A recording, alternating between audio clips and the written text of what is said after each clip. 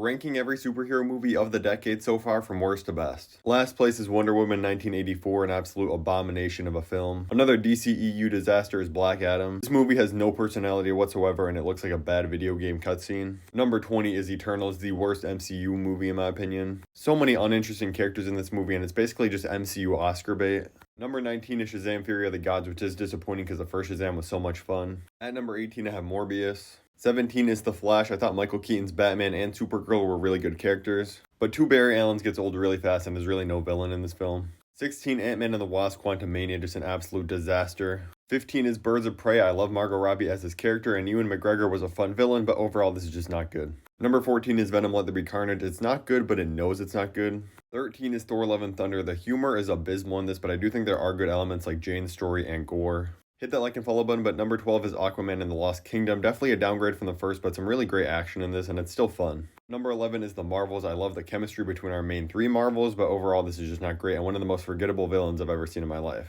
Number 10 is Blue Beetle. Really charming movie, nothing amazing, but it's okay. Number 9 is Multiverse of Madness. This is hard carried by Wanda being so incredible as a villain in this. Number 8 is Wakanda Forever. This is as good as this film could have been without Chadwick, honestly. 7 brings us Shang-Chi and the Legend of the Ten Rings, some of the best fight scenes in the MCU.